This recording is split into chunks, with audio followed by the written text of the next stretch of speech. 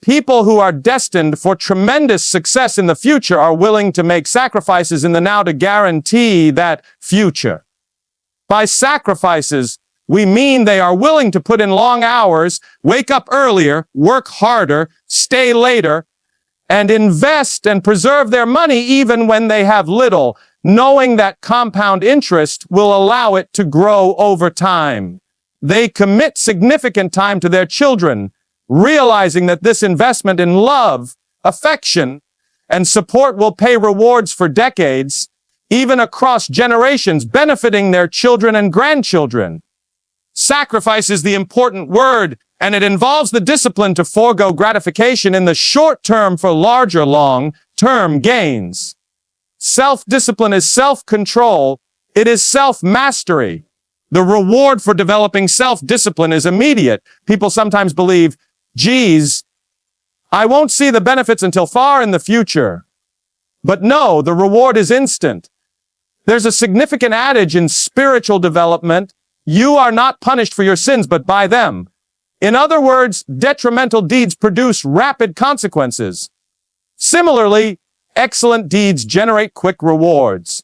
When you practice self-discipline, you naturally appreciate and respect yourself more. How you feel about yourself, moment by moment, affects everything. If you regard yourself as good, likable, and successful, your attitude improves, your interactions with others become more positive, and you feel happy. Interestingly, when you exercise self-discipline, whether through hard labor or physical exercise, your brain releases endorphins, nature's pleasant drug. This makes you feel good about taking control, doing the right thing, and following through. Not only does it deliver instant joy, but its long-term impact can be significant. The good news is that self-discipline is a habit you can cultivate through practice and repetition. The key distinction between successful and unsuccessful people is that successful people create success habits. The most critical habit is making yourself do what you know you should do when you need to do it. If you practice it repeatedly, it becomes second nature. Unfortunately, many people develop the habit of taking shortcuts, avoiding problems, and staying in their comfort zones. Over time, people get uncomfortable confronting vital responsibilities and instead gravitate towards simple, useless pastimes. However, by shifting into a new comfort zone, practicing self-discipline becomes easier than taking the easy way out. A German philosopher once remarked, "Everything is hard before it's easy." Developing self-discipline is tough, so be patient with yourself. You will slip back at times. This conflict is lifelong. You never truly master it. Every morning, when the alarm rings, you must decide, do I wake up or sleep a little longer? Every time you look at your to-do list, you must choose, do I handle the most vital assignment first, or do I take the easier route? You fight this struggle constantly, but every time you win, you feel better about yourself. It takes roughly 21 days, they say, to create a new habit. If you commit to self-discipline daily for 21 days without exception, you develop the foundation of this behavior. Years ago, businessman Herbert Gray performed a long-term study to determine what he called the common denominator of success. He spent 11 years studying, interviewing successful people, and reflecting on his results. Eventually, he released a little pamphlet that has been circulating for years. You don't need to read it because here's what it says. The common denominator of success is simple. Successful individuals establish a practice of doing what unsuccessful people don't like to do. People don't enjoy doing some things, but successful people don't like them either. Yet they do them anyway because they recognize that's the price of success. Take something as basic as exercising, going for a run, or even taking a walk at the end of the day. Do individuals genuinely love exercise, sweating, straining, and everything that comes with it? No, they don't look forward to it. But they do it because they realize it's the cost of being fit, feeling good, living longer, and taking care of their bodies. So remember, the very things unsuccessful individuals avoid are the same things you might not like to do either. Years ago, I met Rich DeVos directly. You know, Rich DeVos, the founder of Amway, he started off selling soap door to door and, according to Forbes, earned a wealth worth $5.3 billion. When asked how to get past the hardship of prospecting, recruiting, and establishing a business after a long day at work, he said, "You just have to accept it. There are many things in life you don't like doing, and you'll never like them. Some are challenging, stressful, full of rejection, probable failure, and tough work. But you do them nonetheless because they lead to the things you actually want. Only by doing the uncomfortable things can you create the opportunity to live the life you desire for yourself and your family." It all comes back to sacrifice, being willing to pay the price today for bigger rewards in the future. Now, there are 9 disciplines you may develop that will improve every element of your life. Here's a key rule. Every exercise in discipline develops all other areas of discipline, much like working out improves your entire fitness, your muscles, heart, and lungs. On the other side, a deficit in discipline hurts every other area as well. Every time you force yourself to be disciplined, to fight the natural urge to take the easy road, you get stronger, more confident, and better equipped to apply discipline elsewhere in life. The first and most crucial discipline is clear thinking vs. fuzzy thinking. You may have heard me question, what is the highest paid skill in America? What's the most valuable work in any career or business? The answer is thinking. As the phrase goes, some people think they think, and the vast majority would rather do anything but think. Yet, clear thinking is vital since the quality of your thinking impacts the quality of your decisions. Your decisions form your actions generate your results, and your results decide the quality of your life. It all starts with thinking clearly. Thomas Edison famously stated that thinking is the toughest discipline of all. It demands tremendous work, especially today when we are always surrounded by distractions. I'm often shocked at how people seem addicted to their devices. Listening to music, watching TV, scrolling through their phones, never giving their thoughts a minute of silence. But if your mind is continuously flooded with stimuli, how can you possibly think well? To think clearly, you need to practice a couple of fundamental strategies. As Peter Drucker observed, you must set up time to think, long, uninterrupted intervals. A common guideline is that rapid decisions are often terrible decisions, especially when they concern money or people. If a choice has long-term effects, it takes considerable thought. Imagine examining a fine piece of porcelain. You flip it over, scrutinizing it from every angle before making a decision. The same idea applies here. The more carefully you think about a decision, the better the conclusion will be. How many times have you looked back and said, if I had just given that more thought, I wouldn't have done it? Superior individuals learn, often via bitter experience, to take their time making vital choices. One of the finest methods to develop clear thinking is to exercise isolation. Sitting in silence for 30 to 60 minutes when facing a huge difficulty assists you to digest things more effectively. Throughout history, isolation has been rediscovered as one of the most potent thinking tools. Imagine a bucket of water filled with silt. If it's continually churned, you can't see anything clearly. But if you leave it motionless, the silt settles and the water becomes crystal pure.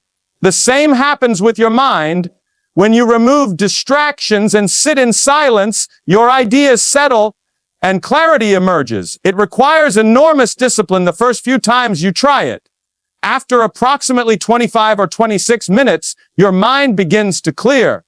And any problem you've been working on suddenly has a solution that leaps into your head.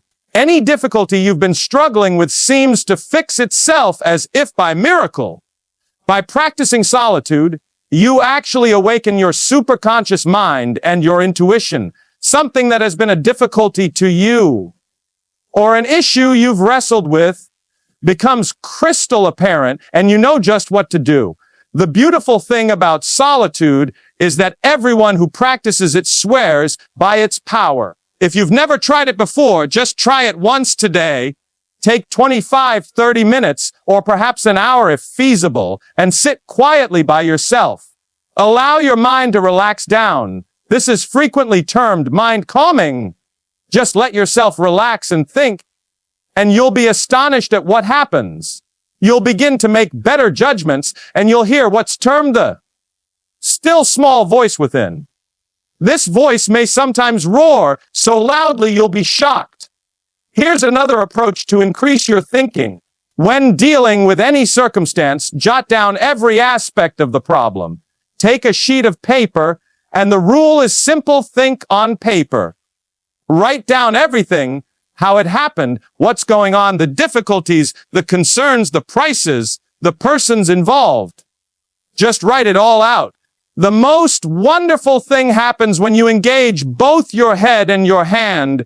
As you write down the information, the appropriate choice typically appears. By pondering on paper, you trigger superconscious solutions you wouldn't have found otherwise. Aristotle once remarked that knowledge, which is the ultimate human desire, is the ability to make excellent decisions. Wisdom is a blend of experience and contemplation. It means that after an experience, you take time to reflect on it. What does this experience mean to me? How can I use it? What can I learn from it? One of the best ways to reflect on your experiences is by going for a stroll. Go for a stroll without distractions, leaving your iPod or any other device behind. Just walk for 30 or 60 minutes. While walking, reflect about whatever going on in your life, whether at work or at home. You'll be amazed at the quality of thoughts that come to you during this time. Talking it out with someone you trust is another fantastic method to improve your thinking. Share the circumstances of the problem with them and ask for their feedback. If you're in a strong relationship, the other person's perspective could drastically affect how you view the scenario. Another technique to improve your thinking is to question your assumptions. Ask yourself, what am I assuming about this situation that might not be correct? Challenge your assumptions. For example, what if your assumptions about a relationship, employment, product, or investment are wrong? How would that influence your course of action?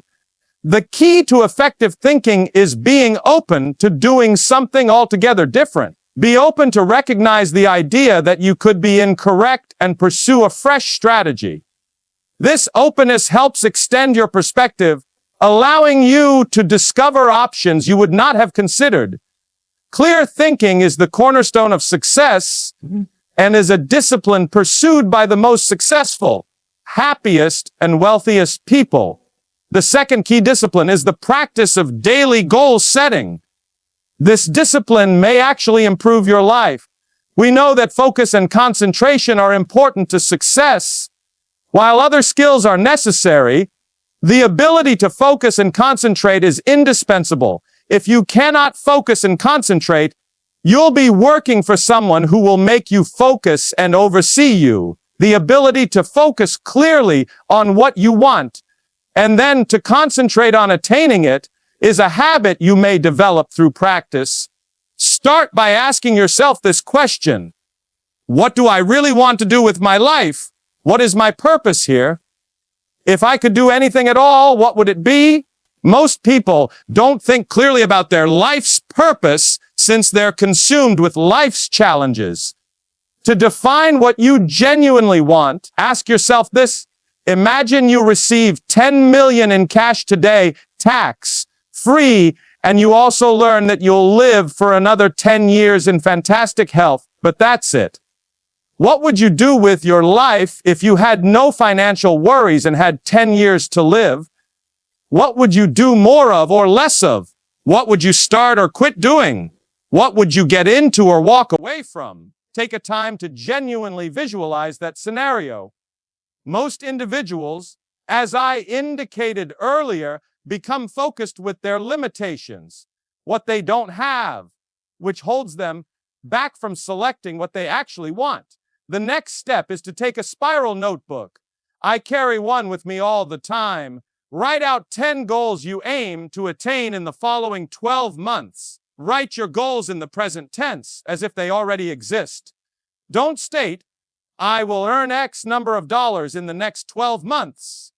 Instead, write, I earn X number of dollars this year. I always add the words by at the end of every goal. For example, I earn X number of dollars by December 31st, 2025, or I achieved this goal by Hintern 30th, 2025. When you give your subconscious mind a deadline, it works on it around the clock. When writing down a goal, make sure it's positive. Don't say, I will quit smoking. Say, I am a non-smoker. Instead of saying, I will lose weight, write, I weigh X number of pounds. When you give your subconscious mind a command in the present tense, even if it contradicts your current situation, your mind works to resolve the tension, making your external reality align with your new goals. Lastly, always state your goals in the personal tense using the word I, because only you may use the word to define yourself. Say, I earn, I drive, I achieve, I acquire, I accumulate, or I live in I. In other words, always follow the word I with an action verb. Now, take your spiral notebook and write down at least 10 goals. You can work on 10 to 15 goals at a time, but never fewer than 10. Your subconscious mind is tremendously powerful, so give it enough to work on. Then, every single day, take out your spiral notebook and write down your goals again. Every morning before you start your day, write your 10 goals down and plan your day. By doing this, you rewire your subconscious thinking to correspond with your goals. My commitment to you is this: if you do this for a month now, or even just 21 days, your life will change. People tell me at seminars that by writing their goals every day, they accomplished 8 of them in 6 months, 5 in a week, and most within 12 months. It revolutionized their life. All I ask is that you give it a try if you're not currently doing it. The third discipline is daily time management. The idea is simple. Every minute spent in planning saves 10 minutes in implementation. By training yourself to organize your day thoroughly before you begin, you'll save at least 10 minutes for every minute spent planning. Research shows that this can enhance your productivity by 25% to 50%, and in certain situations, even double your productivity. If you're not working from a plan, you're just responding to whatever happens. Someone walks in, the phone rings, you become distracted. With a plan, you stay on track. It gives you a clear course to follow. Start your time management discipline by compiling a list. Get a sheet of paper and write down everything you need to do for the day. The best time to do this is the night before. This permits your subconscious mind to work on your strategy overnight, and you typically wake up with wonderful ideas. Once you have your list, sort it by priority. Don't just plunge into the tasks. Use the 80-by-20 rule. 20% of your tasks will account for 80% of the value. Focus on the most valuable tasks first. This discipline is the hardest to perfect, yet is the key to improving your life and outcomes. If you can start every day with a prioritized list and attack your number one task until it's done, you'll supercharge your life. Completing your most important task first releases endorphins in your brain, making you feel fantastic, and it stimulates you to keep going, enhancing your productivity. You'll get twice as much done on any day when you start and finish your most critical task first. The practice of time management expands to all other areas of your life. When you display self-control and mastery by starting and completing your essential task each morning, you'll feel amazing about yourself.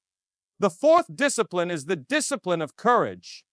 This links back to what I discussed earlier. You must push yourself to do what you know you should do, especially when it comes to courage. The largest hurdle to success is the fear of failure, the concern that things won't work out, the dread of wasting time, money, or emotion. It's a fear that frequently arises from childhood, and mastering it is vital to success. This fear is expressed in the words, "I can't." Fully 80% of the population is paralyzed by this fear, and it keeps people back from fulfilling their potential. Making errors is part of growing up. You make a lot of mistakes, and it's uncomfortable. Over time, you learn to avoid them, which leads to avoiding dangers altogether. To realize your potential, you must overcome this fear. What we know is that courage, the ability to face fear, is a habit. It can be developed via practice, just like learning to type or ride a bike. You may genuinely grow courage by exercising it anytime it's needed. Aristotle spoke about this in his Nicomachean Ethics about 350 BC. He said, "If you desire to have a quality you don't yet possess, act in every situation where that quality is called for as though you already have it, and you will develop it." As Ralph Waldo Emerson said, "Do the thing you fear, and the death of fear is certain." What he meant was that confronting your fears diminishes them. The normal human propensity is to avoid fear-inducing circumstances. Much of our fear is tied to other people, whether it's confronting a supervisor, a tough relationship, or facing the idea of cold calling. It can involve rejection, failure, or embarrassment, but tackling that fear head-on rather than avoiding it is crucial. The reason you tackle your concerns isn't about the exact situation, but rather what it does for your character. You want to prove to yourself that you can face fear, stare it in the eye, and see it disappear. You'll discover that the dread was only a fabrication of your mind. The most wonderful part of overcoming fears is that the fear of failure often manifests as the feeling, "I can't." Psychologists have found that you can override this fear by telling yourself, "I can do it. I can do it." Whenever you're afraid of something, talking to someone, confronting a challenge, repeat to yourself, "I can do it," and then just do it. You'll be shocked at how the dread evaporates. It's as if, poof, it's gone. So, when you're going to take up the phone for a cold call or prospecting, just say, "I can do it. I can do it." Take up the phone, dial, and you'll notice that the dread goes. By doing this frequently, you'll acquire the habit of courage.